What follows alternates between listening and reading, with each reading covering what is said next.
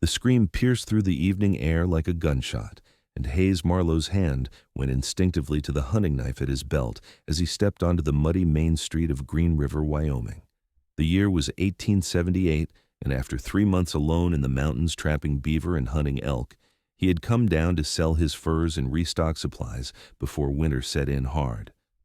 What he saw across the street made his jaw tighten and his blood run cold. A young woman with auburn hair was backed against the wooden wall of the general store, surrounded by 4 drunken men who swayed and leered as they closed in on her like wolves on a wounded doe. Hayes did not hesitate.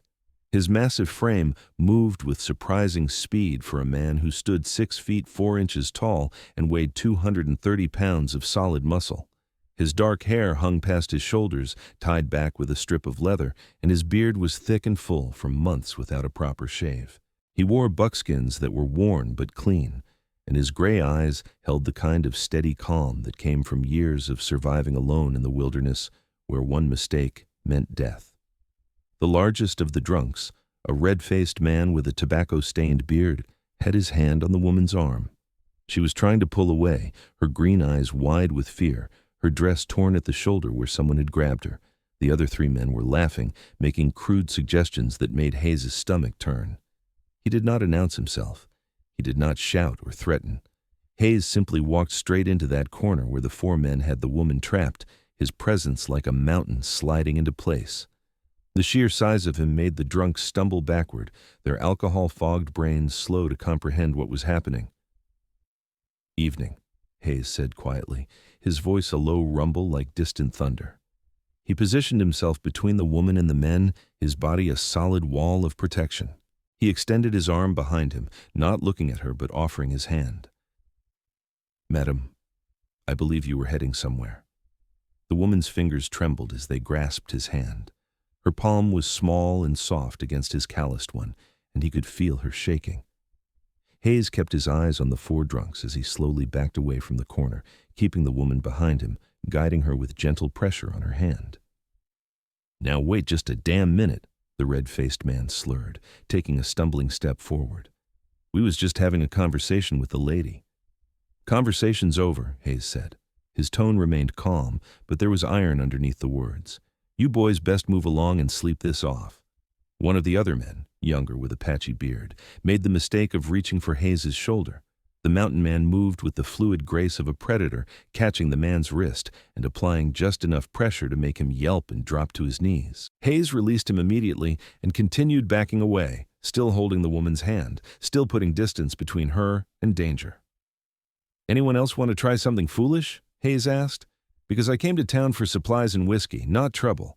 But I will give you more trouble than you can handle if you push me." The red-faced man seemed to be calculating whether his pride was worth the risk.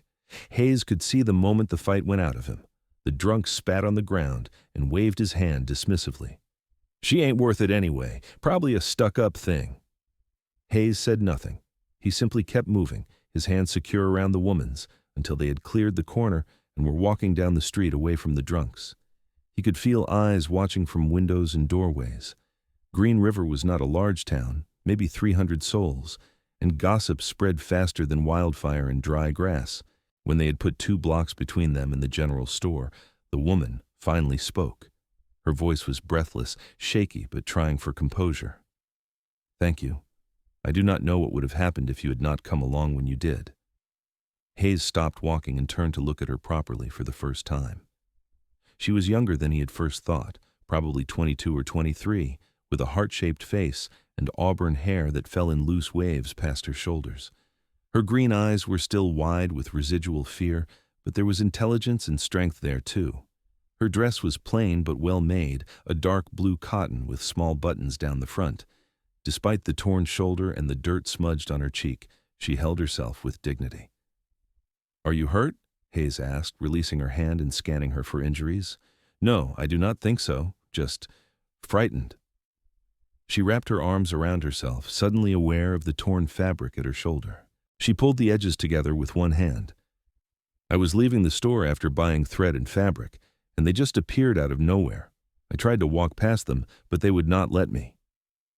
Hayes shrugged out of his buckskin jacket and draped it over her shoulders without asking. It was far too large for her, hanging almost to her knees, but it covered the tier and provided warmth against the cooling evening air. "Where were you headed? I will walk you there." "The boarding house on Oak Street. I have a room there." She looked up at him, and for the first time, a small smile touched her lips. "I am Penelope Jameson. People call me Penny." "Hayes Marlowe," he replied. "People call me Hayes or that crazy mountain man, depending on who you ask." That got a small laugh from her, and Hayes felt something warm bloom in his chest at the sound. They started walking toward Oak Street, and he kept his pace slow to match hers. The sun was setting, painting the sky in shades of orange and pink, and the air smelled of wood smoke and cooking food. "Are you truly a mountain man?" Penny asked, glancing at him with curiosity replacing some of the fear in her eyes. "I've heard stories about men who live alone in the wilderness for months at a time, but I thought they were exaggerations." "No exaggeration," Hayes said. "I have a cabin about 30 miles north of here, up in the high country. I trap and hunt, sell the furs a few times a year. It is a good life, mostly. Quiet.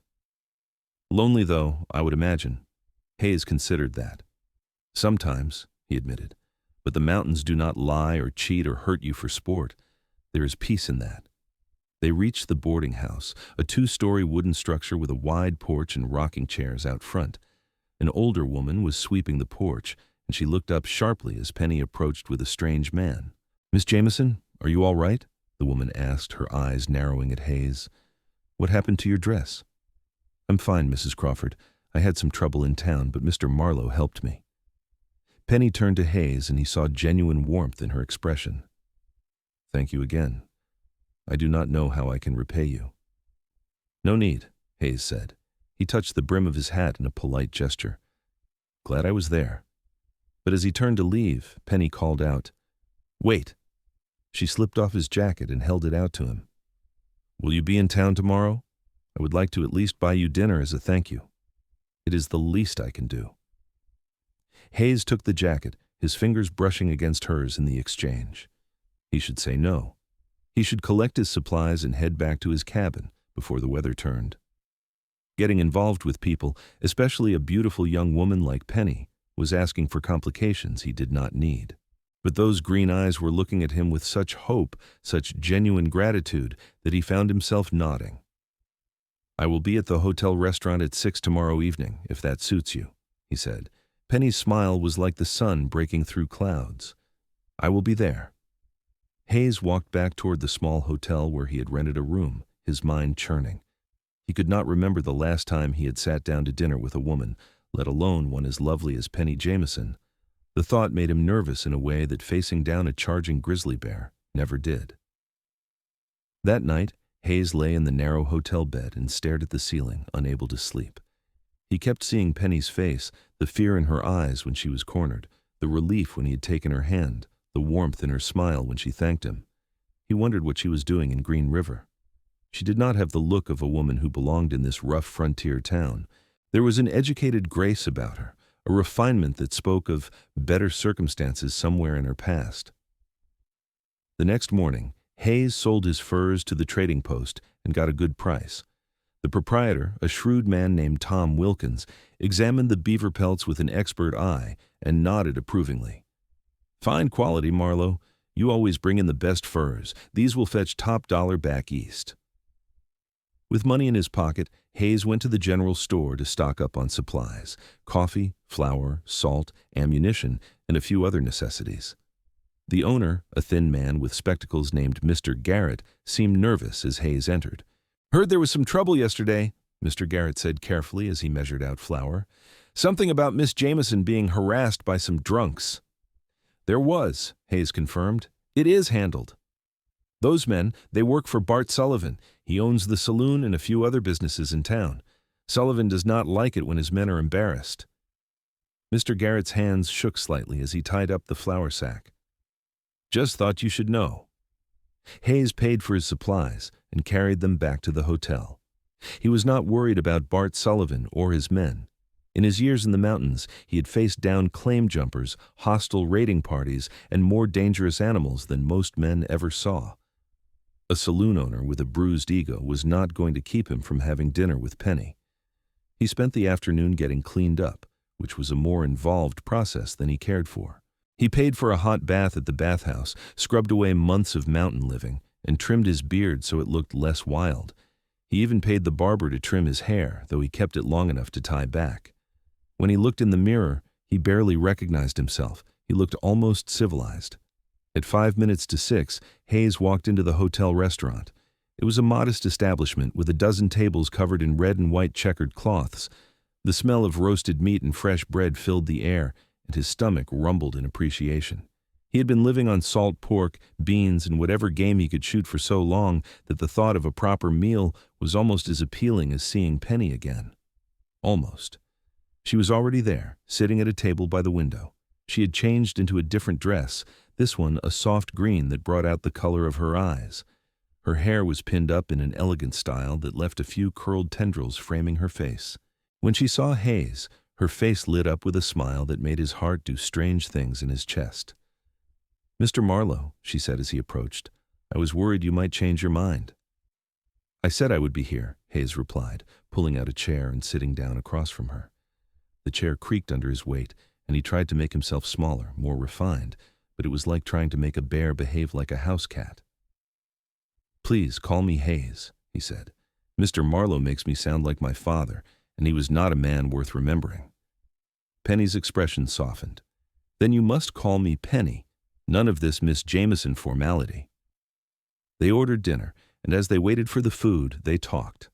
Hayes learned that Penny had come to Green River 3 months ago from Boston. Her father had been a lawyer, her mother a teacher, and they had given her a good education. But both had died within a year of each other, her mother from consumption and her father from a heart that simply gave out from grief. With no other family and no prospects in Boston, Penny had used the small inheritance her parents left to travel west, seeking a fresh start. "I teach at the school here," she explained, breaking apart a piece of bread. "There are 23 children, ranging from 6 to 14 years old. It is challenging work, but I love it. The children are eager to learn, even if some of the parents are skeptical about education." "Why Green River?" Hayes asked. "There are bigger towns with more opportunities." Penny's expression turned thoughtful. "I suppose I wanted to go somewhere I was needed. Boston has plenty of teachers. Green River had none until I arrived, and I liked the idea of the wilderness, the open spaces. It felt like freedom after being confined to city streets all my life." "Do you like it here?" "Most days," she said honestly. "The people are rough but kind for the most part. Yesterday was the first time I felt truly unsafe since arriving. Usually men tip their hats and keep their distance. But those 4, they were drunk and mean, and I realized how vulnerable I was." The food arrived, interrupting the conversation. Hayes had ordered steak with potatoes and vegetables, and Penny had chosen roasted chicken with the same sides.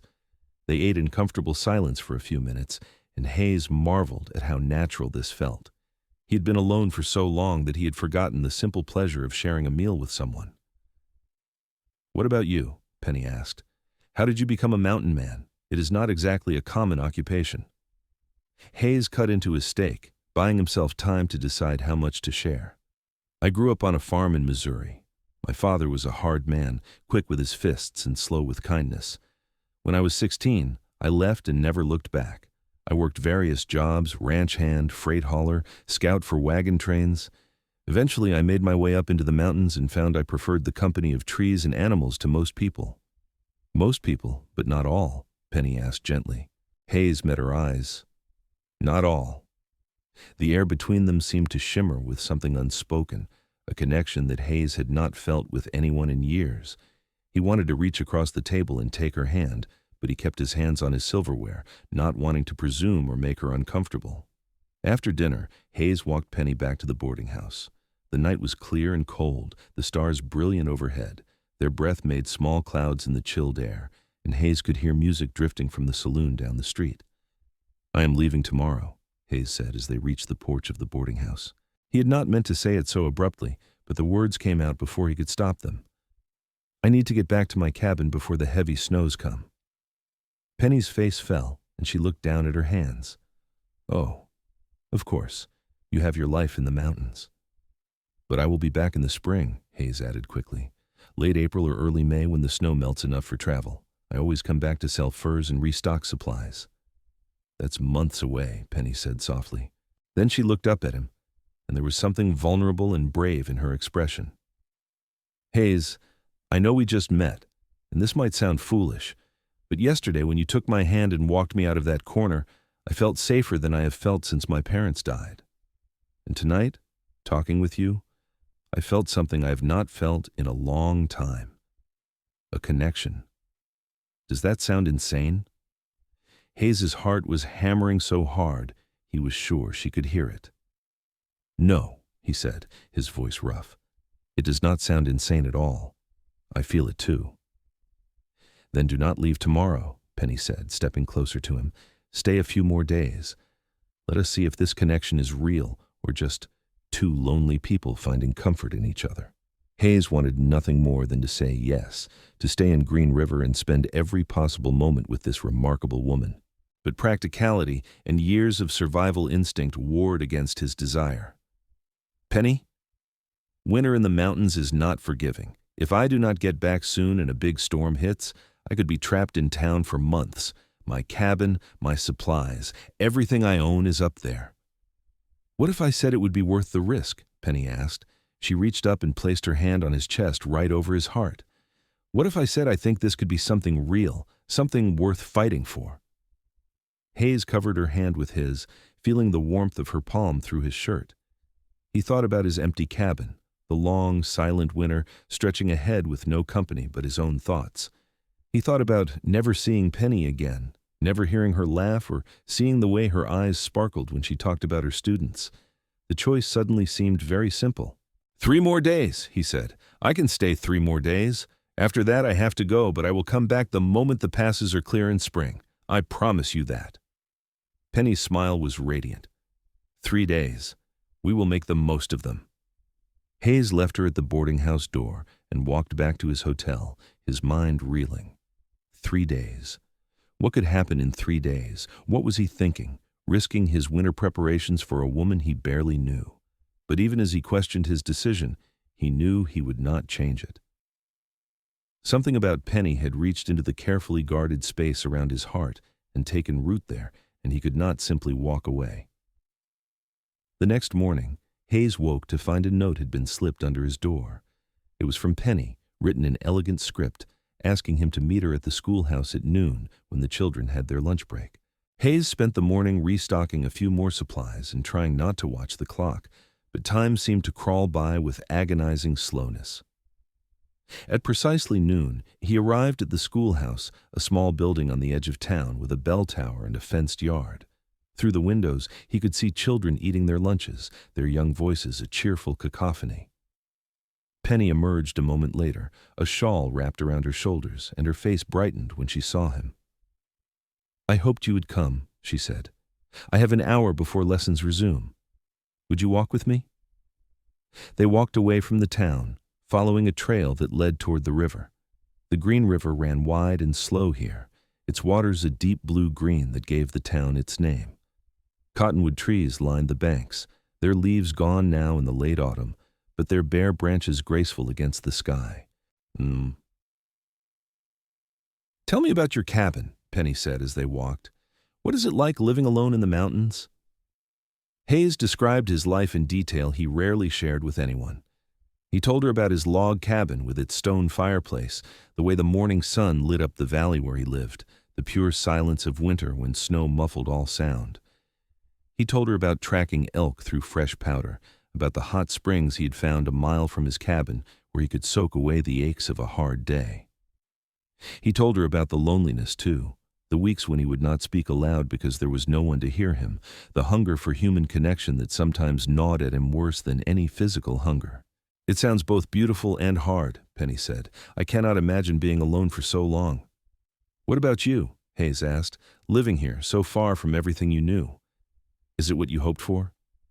Penny was quiet for a moment, watching the river flow past.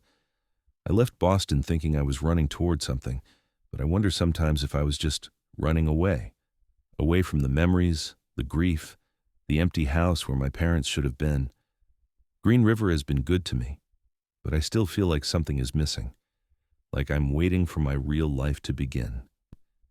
Hayes stopped walking and turned to face her. Maybe this is it beginning. Penny looked up at him, and he saw hope and fear mingled in her green eyes. Maybe it is. Hayes reached out and gently tucked a strand of hair behind her ear, his rough fingers surprisingly gentle. Penny, I am not a man of pretty words or grand gestures. I live a hard life in a hard place. But I want you to know that meeting you has shifted something in me. For the first time in years, I'm thinking about the future as something more than just surviving another winter. Hayes, she whispered, and then she was in his arms, her body fitting against his like she belonged there. Hayes held her carefully, aware of his strength and her delicacy, and breathed in the scent of her hair, something floral and sweet. They stood like that for a long moment, the river flowing past, the world quiet around them. When Penny pulled back, there were tears in her eyes, but she was smiling. I have to get back to the school. But tonight, will you have dinner with me again? Every night you will have me, Hayes promised. That evening, they ate at the boarding house dining room, because Mrs. Crawford insisted on meeting the man who had rescued her boarder.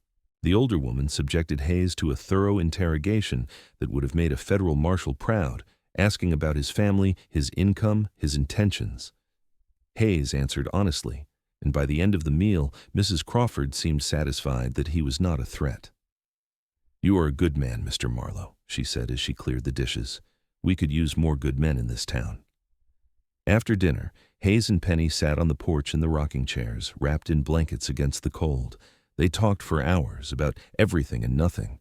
Penny told him about growing up in Boston, about her parents and their dreams for her, about the books she loved and the places she wanted to see.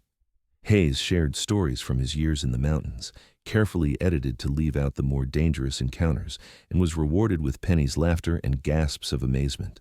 I wish I could see your cabin, Penny said wistfully. It sounds like a different world up there. Come spring, I will take you, Hayes said impulsively, if you want. I will bring you up to the mountains and show you everything. Penny turned to look at him, her eyes shining in the lamplight spilling from the windows. I would like that very much. The second day passed much like the first.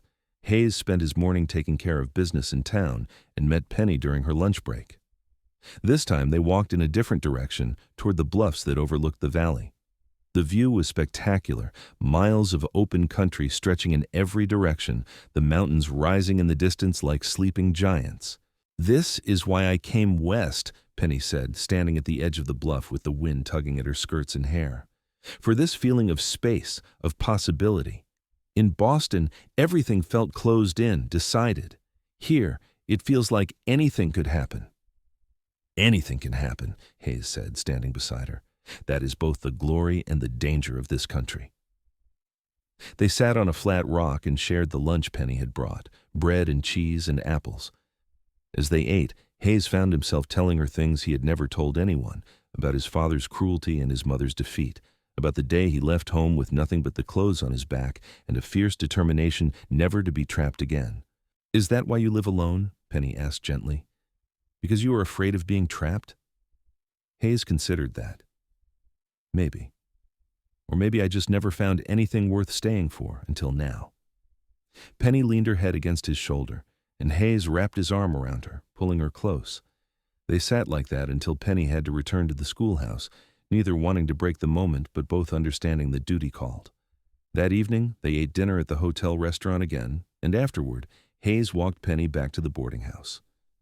The streets were quiet, most people having retired for the night, and their footsteps echoed on the wooden sidewalks. Tomorrow's your last day, Penny said as they reached the boarding house. There was sadness in her voice, and Hayes felt it echo in his own chest. I know, but I will be back in spring, I swear it. Hayes took both her hands in his. Penny, these 3 days with you have meant more to me than I can say. You have given me something I did not know I was missing. What is that? She asked. A reason to come back down from the mountain. Penny rose up on her toes and kissed him, a soft, sweet press of her lips against his. Hayes froze for a heartbeat, stunned, and then he was kissing her back, cupping her face in his hands, pouring all the longing and hope and fear into that kiss. When they finally broke apart, both were breathing hard and Penny's cheeks were flushed. Come back to me, Hayes Marlowe, she said fiercely. Do not make me wait forever. I will come back, he promised, even if I have to walk through 10 feet of snow to do it. The third day dawned cold and gray, with clouds building in the north that promised snow.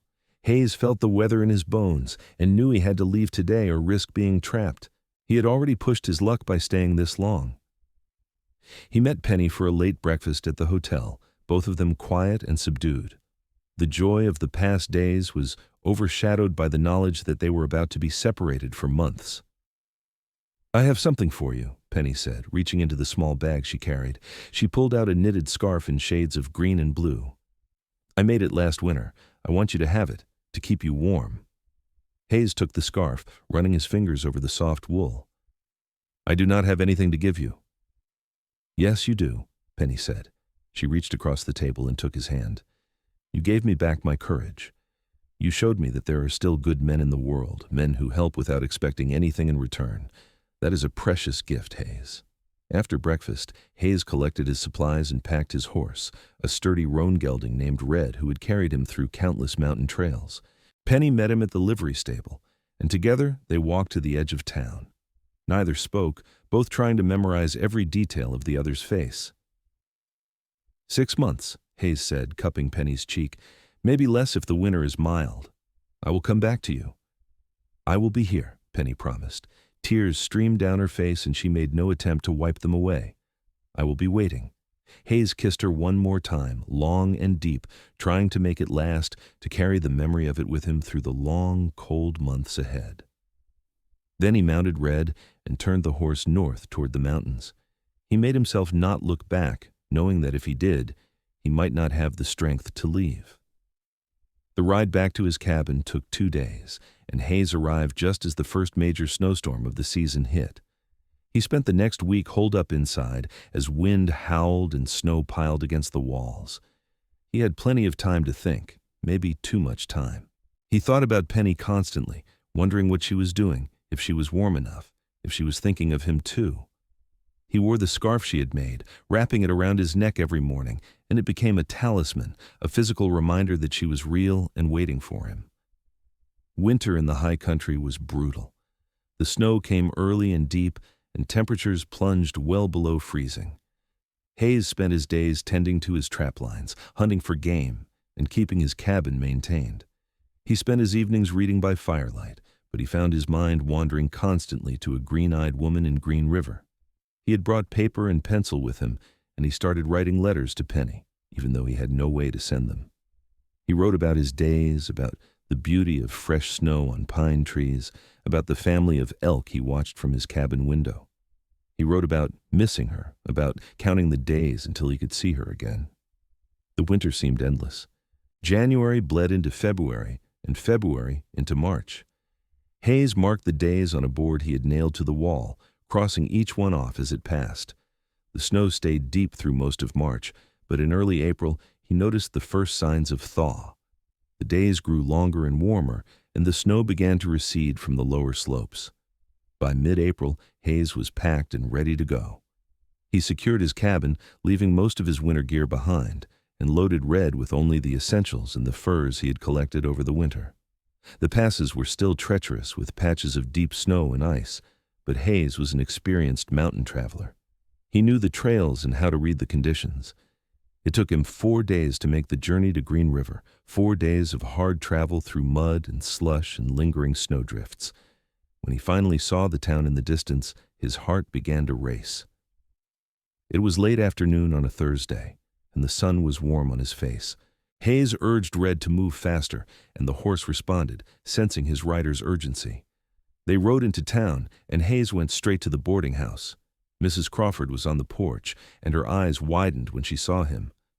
"Mr. Marlowe, you are back." "Is Penny here?" Hayes asked, dismounting. "She's at the schoolhouse. She should be finishing for the day soon." Mrs. Crawford smiled knowingly. "She will be very happy to see you. She has been watching for you every day since the snow started melting." Hayes rode to the schoolhouse, his heart pounding. Through the window, he could see Penny at the front of the room, writing something on the chalkboard. She was wearing a yellow dress he had never seen before, and her hair was pinned up loosely. She looked beautiful. He tied Red to the fence and walked to the door, opening it quietly. The children noticed him first, their eyes going wide at the sight of the big mountain man in the doorway. Penny turned to see what they were staring at, and when her eyes met Hayes's, her face transformed. The chalk dropped from her hand, and she flew across the room, heedless of the students watching. Hayes caught her in his arms, lifting her off her feet and holding her tight. "You came back," she sobbed into his shoulder. "You really came back." "I told you I would," Hayes said, his voice rough with emotion. "Nothing could have kept me away." The children were giggling and whispering, and Penny pulled back, laughing and crying at the same time. "I need to dismiss the class. Can you wait just a moment?" "I have waited 6 months," Hayes said with a smile. "I can wait a few more minutes." Penny quickly dismissed the students, who filed out with wide grins and backward glances at Hayes. When the last child had left, Penny closed the door and turned back to him. Hayes opened his arms and she walked into them, and they held each other without speaking, just absorbing the reality of being together again. "I missed you so much," Penny finally said, pulling back to look at him. "I tried to stay busy, but every day felt like a year." "I wrote you letters," Hayes said. "I had no way to send them, but I wrote them anyway. I have them in my saddlebags. Months of letters." Penny smiled through her tears. "I want to read every single one." They left the schoolhouse hand in hand, and Hayes retrieved his letters from red saddlebags. They went to the hotel, and Hayes got a room, the same room he had stayed in before. He spread the letters out on the bed, dozens of pages covered in his rough handwriting, and Penny sat down and began to read. Hayes watched her face as she read, seeing emotions play across her features, laughter and sadness and tenderness. "Hayes, these are beautiful," she said when she had finished the last one. "You have the soul of a poet." "I just wrote what I was feeling," he said, sitting down beside her on the bed. Penny turned to him, her green eyes serious. "Hayes, I need to know. What happens now? You came back like you promised, but do you leave again? Do we spend a few days together and then say goodbye again? I do not know if I can bear another separation like that." Hayes took her hands. "I've been thinking about that all winter. I love the mountains, Penny. They are in my blood. But you are in my heart. I need to find a way to have both." "What are you saying?" Penny asked. "I am saying I want you with me. Marry me, Penny. Come live with me in the mountains. I know it is a hard life, isolated and rough, but I will build you a better cabin, make it comfortable. We will come down to Green River every few months so you are not completely cut off from people. And if you hate it, if it is too much, we will figure something else out. But I want to try. I want us to try." Penny stared at him, her eyes wide. "You want me to marry you? Hayes, we have spent only a handful of days together. I know, and if you need more time, I understand. But I have lived enough life to know when something is right, and this is right. You are right." Hayes brought her hands to his lips and kissed her knuckles. "I love you, Penny. I have loved you since you smiled at me on that boarding house porch." Tears spilled down Penny's cheeks, but she was smiling. "I love you too. I have loved you since you walked into that corner and took my hand. Yes, Hayes, yes, I will marry you." Hayes pulled her into his arms and kissed her with all the pent-up longing and love from the long, lonely winter. Penny kissed him back just as fiercely, her fingers tangling in his hair. When they finally broke apart, both were breathing hard, and Hayes rested his forehead against hers. "When?" he asked. "When can we get married?" "As soon as possible," Penny said with a laugh. "There is a circuit preacher who comes through Green River once a month. He is due next week. We can wait until then." The next week was a whirlwind. Hayes sold his furs and used the money to buy supplies for the cabin and a few things Penny would need. Penny gave notice to the school board that she would be leaving at the end of the term, which was only a few weeks away. Mrs. Crawford, thrilled at the romance, insisted on hosting the wedding reception at the boarding house. The wedding took place on a beautiful May morning at the small church in Green River. Penny wore a simple white dress she had made herself, with wildflowers in her hair. Hayes wore new clothes, a white shirt and black trousers, and he had trimmed his beard again. There were only a dozen people present, mostly people from the town who had become friends to Penny, but it felt right and intimate. When the preacher asked Hayes if he took Penny as his wife, he said, "I do," in a voice that rang with conviction. And when Penny promised to love and honor Hayes, her voice was steady and sure. They exchanged simple gold bands that Hayes had bought from the jeweler in town, and when the preacher pronounced them husband and wife, Hayes kissed Penny with such tenderness that several of the women watching got teary-eyed. The reception at the boarding house was cheerful and filled with good food and laughter. Mrs. Crawford had baked a cake, and someone brought a fiddle, and there was dancing in the parlor. Hayes, who had never been much for dancing, did his best to waltz with his new wife, and if he stepped on her toes a few times, Penny just laughed and held him tighter. As the sun set, Hayes and Penny left the reception and went to the hotel where Hayes had kept his room. It was their wedding night, and both were nervous and excited. Hayes carried Penny over the threshold, which made her giggle, and set her down gently.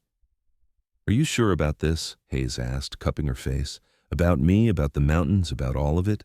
Penny smiled and began unbuttoning his shirt. "I've never been more sure of anything in my life." They made love that night with a tenderness and passion that left them both breathless.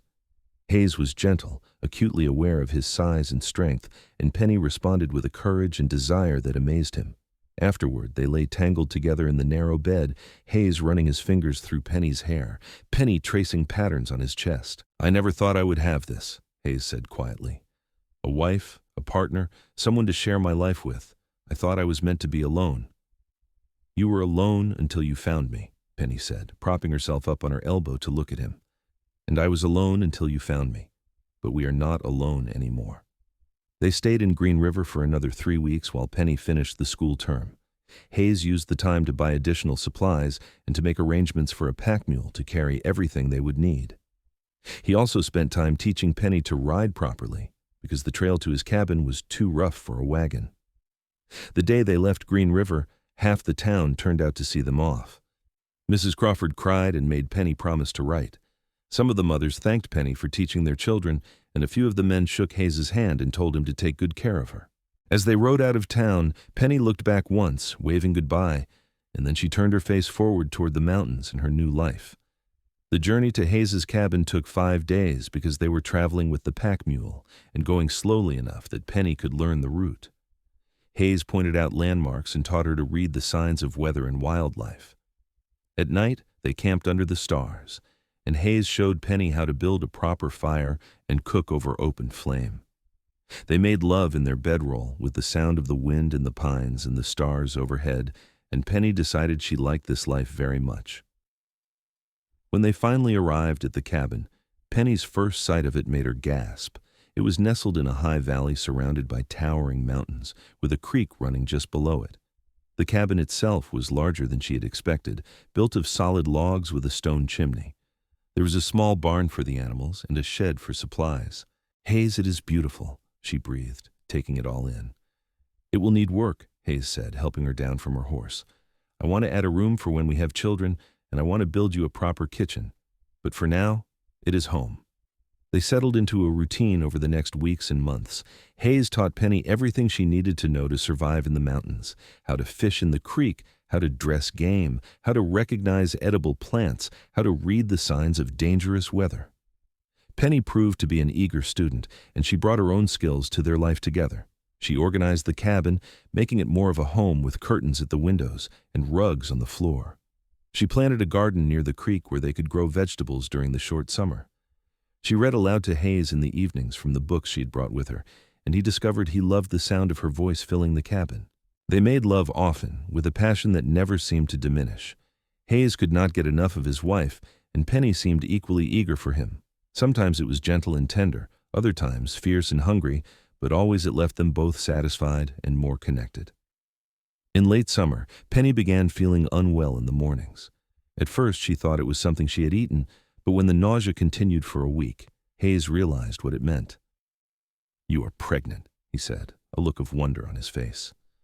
"Penny, we're going to have a baby." Penny's hand went to her still flat stomach. "Are you happy? I know we have been married only a few months." Hayes pulled her into his arms and kissed her deeply. "Happy does not begin to cover it. I am over the moon." The pregnancy progressed smoothly through the fall and into winter. As Penny's belly grew, Hayes became even more protective, insisting she rest often and not overwork herself. He built the additional room he had promised, working long hours to have it finished before the baby came. Penny spent her time sewing baby clothes and blankets, preparing for their new arrival. In early March, when the snow was still deep on the ground, Penny went into labor. Hayes had sent for a midwife from a ranch about 15 miles away, and the woman arrived just in time. Hayes paced outside the cabin, his heart in his throat, listening to Penny's cries. When he finally heard the thin wail of a baby, he burst through the door. The midwife was smiling. "You have a son, Mr. Marlowe, a big, healthy boy." Hayes approached the bed where Penny lay, exhausted but smiling. In her arms was a red-faced, squalling infant with a thick shock of dark hair. Hayes reached out a trembling hand and touched his son's tiny fist. The baby's fingers immediately curled around one of Hayes's fingers, and Hayes felt his heart expand in a way he had not known was possible. "He is perfect," Hayes whispered. "You are perfect. God, Penny, I love you so much." "I love you too," Penny said, tears of joy streaming down her face. "What should we name him?" They had discussed names throughout the pregnancy, and they had settled on one if the baby was a boy. "Henry," Hayes said. "Henry James Marlowe." "Henry," Penny repeated, looking down at their son. "Welcome to the world, little one." The next months were exhausting and wonderful in equal measure. Baby Henry was a good child, but he demanded constant attention, and both Hayes and Penny were learning as they went. Hayes proved to be a surprisingly tender father, holding his son with the same gentle care he showed his wife. He would walk the cabin floor with Henry in his arms when the baby was fussy, singing old ballads in his deep, rumbling voice until Henry fell asleep. When spring came and the snow melted, Hayes took Penny and Henry down to Green River for a visit. The town was delighted to see them, and Penny's former students crowded around to see the baby. Mrs. Crawford insisted they stay at the boarding house for a week, and she spoiled them all terribly, especially little Henry. "You look happy," Mrs. Crawford told Penny as they sat on the porch one afternoon, Henry asleep in Penny's arms. "Truly happy." "I am," Penny said, smiling. "It is not an easy life, but it is a good one. Hayes and I, we fit together, and Henry, he is everything I never knew I wanted." They returned to the mountains renewed and stocked with fresh supplies. The years that followed were full of hard work, laughter, love, and challenges. Hayes continued to trap and hunt, but he also began doing some guide work for hunters and surveyors who needed help navigating the mountains. It provided additional income and allowed him to stay closer to home. When Henry was 3, Penny became pregnant again. This time, she gave birth to a daughter they named Rose Penelope Marlowe. Rose had her mother's green eyes and auburn hair, and she was a spirited child who kept them all on their toes. 2 years later, another son arrived, whom they named Samuel Thomas Marlowe. Their family was complete, their cabin filled with the sounds of children playing and learning. Hayes built additions to the cabin as the family grew, adding more rooms and a larger kitchen. Penny taught the children to read and write, giving them the education she had valued so highly. Hayes taught them woodcraft and survival skills, how to track animals and read the weather. The children grew up strong and capable, at home in the wilderness that surrounded them. They made trips to Green River several times a year, staying connected to the outside world. Penny maintained her friendship with Mrs. Crawford, who became like a grandmother to the children. The town watched the Marlowe family grow and thrive. And Hayes became something of a legend, the mountain man who had found love and built a family in the high country. As the years passed, Hayes and Penny's love only deepened. They had weathered hard winters, scarce game years, and the ordinary challenges of raising children in a remote location. Through it all, they had remained partners, lovers, and best friends. Hayes never forgot the moment he had seen Penny cornered by those drunks, the way his world had shifted when he took her hand and walked her to safety. That single act had changed both their lives forever. One evening, when the children were asleep and they sat together on the porch of their cabin watching the sun set over the mountains, Penny leaned her head on Hayes's shoulder. "Do you ever regret it?" she asked, "giving up your solitary life for all this chaos?" Hayes put his arm around her and pulled her close. "Not for one single moment. That life was existence, Penny. This is living. You and the children, you are everything I did not know I needed. You saved me as surely as I saved you that day in Green River." Penny tilted her face up and kissed him. "We saved each other." As the stars began to appear in the darkening sky, Hayes held his wife and thought about the long, winding path that had brought him to this moment, from a bitter childhood to years of isolation in the mountains to a chance encounter with 4 drunks harassing a young woman. He had walked into that corner expecting nothing more than to help someone in trouble, He had walked out with his whole future in his hand. The children grew. Henry became a skilled tracker and hunter like his father, though he had his mother's love of books and learning. Rose was fearless and determined, equally comfortable scaling a rock face or helping her mother bake bread. Samuel had a gift with animals and a gentle heart that endeared him to everyone he met. When Henry was 15, he announced he wanted to see more of the world beyond the mountains. Hayes and Penny understood, though it pained them. They took him to Green River and helped him find work on a freight line that would take him to Denver. As they said goodbye, Hayes pulled his eldest son into a fierce hug. "Remember what I taught you," Hayes said. "Be strong, be smart, and be kind. And if you ever need us, you know where to find us." Henry rode away, and Hayes stood with his arm around Penny, watching until their son disappeared from sight. Penny was crying, and Hayes felt his own eyes burning. "He will be all right," Penny said, though she sounded like she was trying to convince herself. "We raised him well." "We did," Hayes agreed. "All three of them. They are good kids because they have a good mother." Rose and Samuel stayed on the mountain, at least for a few more years. Rose eventually married a young rancher from a neighboring valley, a good man who treated her like the treasure she was. The wedding was held at the cabin, with family and friends making the journey up the mountain for the celebration. Hayes walked his daughter down the aisle they had created in the meadow near the cabin, and when he placed her hand in her new husband's, he had to swallow hard against the lump in his throat. Samuel stayed the longest, helping Hayes with the trap lines and the guide work, but eventually he too felt the pull to explore, and he left to study animal husbandry at a university back east. Hayes and Penny found themselves alone again, the cabin quiet without the children. But it was not a sad quiet. It was peaceful. They fell back into old rhythms, just the two of them, and rediscovered the joy of each other's company without the demands of parenthood. They took long walks in the mountains, exploring valleys they had never had time to visit when the children were young. They spent evenings talking and reading and making love with the leisurely passion of long married people who knew every inch of each other. The children wrote letters and visited when they could. Henry had found success as a surveyor and had married a schoolteacher in Denver. He brought her to meet his parents, and Penny and Hayes approved immediately of the intelligent, warm-hearted woman their son had chosen. Rose and her husband were building a thriving ranch, and they came to visit with their first child, a baby girl they named Penelope, in honor of her grandmother. Samuel finished his education and returned west, settling on a ranch where he could work with the animals he loved. He visited often, sometimes staying for weeks at a time, and Hayes treasured those visits with his youngest. Hayes and Penny grew older together, their hair turning gray, their movements a little slower, but their love as strong as ever. They celebrated 25 years of marriage with a trip to Green River, where the town threw them a party. Mrs. Crawford, now in her 80s but still sharp as a tack, gave a speech about the day Hayes had rescued Penny and how everyone had known immediately that something special was happening. "I saw it in their eyes," Mrs. Crawford said, "the way they looked at each other. You do not see that kind of love every day, but when you do, you know it is the real thing, the kind that lasts forever."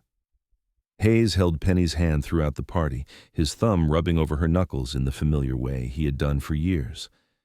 When they returned to the cabin, they sat on the porch and watched the stars, just as they had done countless times before. 25 years, Penny mused. Where did the time go? "Into building a life," Hayes said, "into raising children and loving each other and making this place a home. I would not change a moment of it."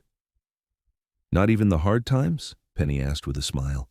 "The winter we ran out of flour and had to eat nothing but venison for a month, or the time Rose fell out of the tree and broke her arm?" Hayes chuckled.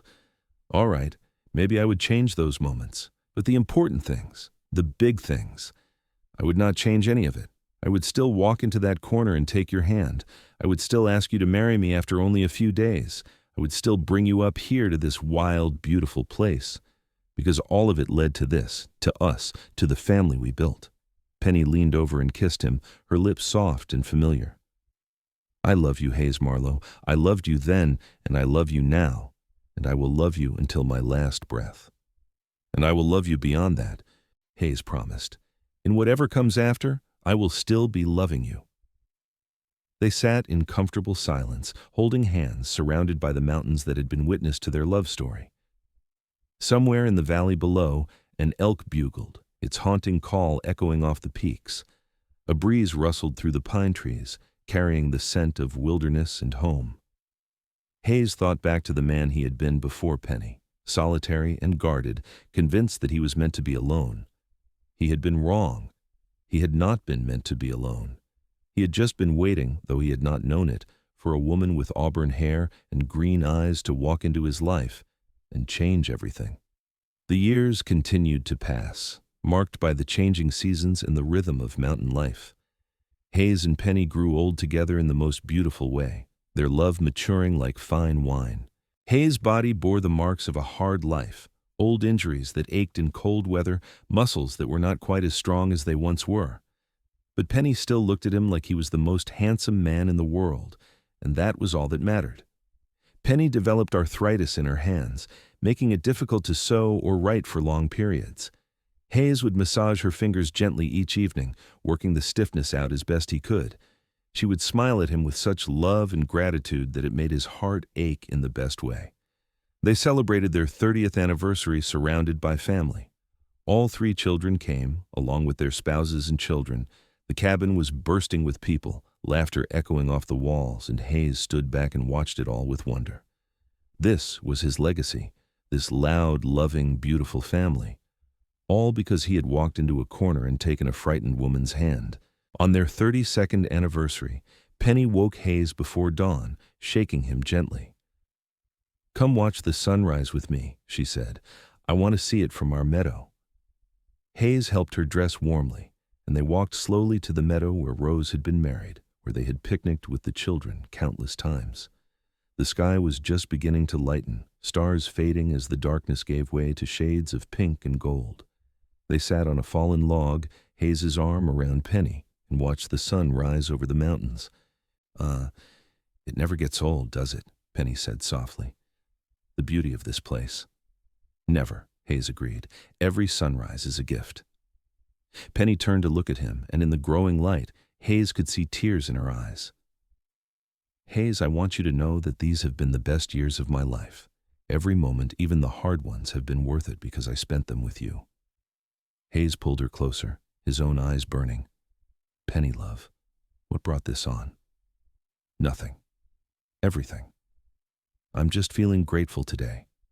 Grateful for you, for our life, for all of it." She rested her head on his shoulder. "I hope we have many more years together. But if we do not, I want you to know that I have been so happy.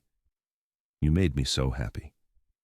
"We will have more years," Hayes said firmly, though a chill ran through him that had nothing to do with the morning air. "Many more years. We are going to grow so old that our grandchildren will have to carry us around." Penny laughed, and the sound eased the tightness in Hayes' chest. They sat and watched the sun climb higher, painting the world in shades of gold and amber, and Hayes memorized the moment. The feel of Penny in his arms, the smell of pine and fresh mountain air, the vast beauty of the wilderness stretched before them. He wanted to remember it all forever. That winter was harsh, and Penny caught a cold that would not go away. It settled in her chest, and despite Hayes' best efforts and a visit from a doctor they brought up from Green River, it developed into pneumonia. Hayes sat by her bedside for days, holding her hand, talking to her, begging her to fight. The children came as soon as they heard she was sick, and the cabin was full again. But this time there was no laughter, only quiet worry. Penny drifted in and out of consciousness, and in her lucid moments she would squeeze Hayes' hand and smile at him. "Do not look so worried," she whispered one evening when they were alone. "I'm not going anywhere yet." "You better not," Hayes said, his voice rough. "I'm not ready to let you go, Penny Marlowe. I will never be ready." But despite everyone's prayers and efforts, Penny did not improve. On a cold February night, with snow falling softly outside and her family gathered around her, she took her last breath. Hayes was holding her hand, and he felt the moment she left, felt the absence of her spirit like a physical blow. "No," he said, shaking his head. "No, Penny, come back, please come back." But she was gone. Henry gently pulled his father away from the bed, and Hayes collapsed against his son, sobbing like he had not cried since he was a child. The foundation of his world had crumbled, and he did not know how to exist without her. They buried Penny in the meadow, where she had loved to watch the sunrise, under a simple wooden cross Hayes carved himself. The whole family stayed for a week after the funeral, none of them wanting to leave Hayes alone. But eventually, they had to return to their own lives, and Hayes found himself once again solitary in the cabin. But this time, it was not the peaceful solitude he had known in his youth. It was a hollow, aching loneliness. For weeks, Hayes barely functioned. He did the minimum to survive, keeping the fire going and eating when he remembered, but he had no interest in anything. The cabin felt empty without Penny, every corner holding memories that cut like knives. He would turn to say something to her and realize she was not there. He would wake in the night and reach for her, only to find cold sheets. The children visited frequently, worried about him. Rose came and cleaned the cabin, cooked meals, and tried to get her father to eat. Henry offered to take Hayes back to Denver to live with him and his family. Samuel suggested Hayes come stay at the ranch where he worked, but Hayes refused them all. This was his home, the home he had built with Penny, and he would not leave it. Slowly, painfully, Hayes learned to live with the grief. It never went away, not really, but it became something he could carry. He started taking care of himself again, eating properly and maintaining the cabin. He walked to Penny's grave every morning and told her about his day, about the children and grandchildren, about the animals he saw, and the weather. It helped, talking to her, even though she could not answer. One morning in early spring, almost a year after Penny's death, Hayes walked to the meadow and sat by her grave. The snow was melting, and wildflowers were beginning to push through the mud. Hayes cleared away the winter debris from around the cross and sat down with his back against a tree. "I am not doing very well without you, Penny, love," he said aloud. "I know you would want me to be strong, to find joy again, but it is so hard. Everything reminds me of you. Everything makes me miss you more." The wind blew gently through the trees, and Hayes closed his eyes. He could almost feel Penny beside him, could almost hear her voice telling him to keep living, keep loving, keep finding beauty in the world they had shared. And for the first time since her death, Hayes felt a small spark of something that might have been peace. He could not bring Penny back. He could not undo her death or the pain of losing her, but he could honor her memory by living the way she would have wanted him to live, with strength, with love, with gratitude for the years they had been given. Hayes stood and touched the wooden cross one more time. "I love you, Penny Marlowe. I will love you until I draw my last breath, and I will see you again someday. Until then, I will try to make you proud." He walked back to the cabin with his head held a little higher. The grief was still there, would always be there, but alongside it now was something else: gratitude. He had been given a gift when he walked into that corner and took Penny's hand. 33 years of love, 3 beautiful children, countless moments of joy and connection.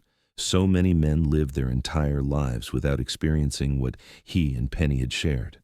He had been blessed, and he would not dishonor that blessing by giving up on life. Hayes started living again. Not the same as before, because that was impossible without Penny, but a new version of living. He threw himself into his work, taking on more guide jobs, helping the ranchers in the valley with difficult terrain and lost livestock. He visited his children regularly, delighting in his growing number of grandchildren. He even started attending the occasional social event in Green River, though he never looked at another woman. His heart belonged to Penny, and that would never change. The children wanted him to eventually remarry, worried about him growing old alone, but Hayes gently but firmly told them that he had found his great love, and a man did not get 2 of those in one lifetime. He was content with his memories and his family. Years passed. Hayes grew old, his hair white, his body finally beginning to fail after decades of hard use. But his mind stayed sharp, and his love for Penny never diminished. He still talked to her every day, still wore the ring she had placed on his finger all those years ago. On a cool autumn evening, when Hayes was 78 years old, he went to Penny's grave as he did every evening. But this time, he felt different, tired in a way that went beyond physical exhaustion. He sat down with his back against the tree, looking at the cross that marked where his beloved wife rested. "I think it is almost time, Penny," he said quietly. "I think I will be joining you soon. I am ready.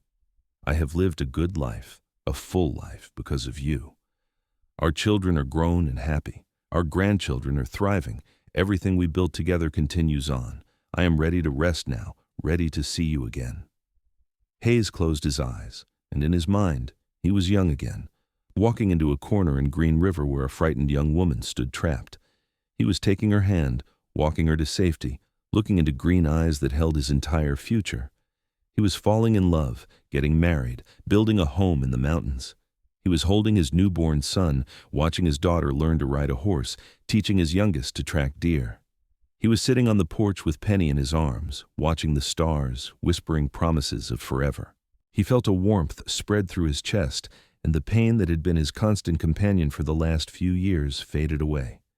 When Samuel found him the next morning, Hayes was still sitting against the tree by Penny's grave, a peaceful smile on his face. He had gone gently into that good night, ready to reunite with the woman who had been his everything. They buried Hayes next to Penny in the meadow they had both loved. All 3 children were there, along with their families, and half the population of Green River made the journey up the mountain to pay their respects. The minister spoke about love and devotion, about a man who had lived with integrity and strength, but it was Henry who gave the eulogy that truly captured who Hayes Marlowe had been.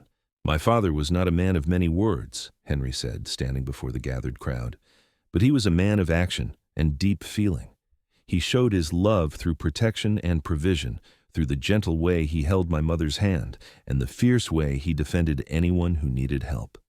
He taught us that real strength is not about size or muscles, though he had plenty of both. Real strength is about character, about doing the right thing even when it is hard, about loving with your whole heart, even knowing that love makes you vulnerable. My father walked into a corner 33 years ago and saved my mother from harm. But the truth is, they saved each other. They built a life together that was rich and full and beautiful. And now they are together again, in whatever comes after this life. That thought brings me comfort. My father is no longer alone. He is with his Penny again, and I have to believe they are somewhere watching sunrises over mountains and holding hands just like they did for all those years." The family decided to keep the cabin, turning it into a place where they could all gather. It became a tradition for the whole Marlowe clan to spend a week there every summer, keeping alive the legacy Hayes and Penny had built.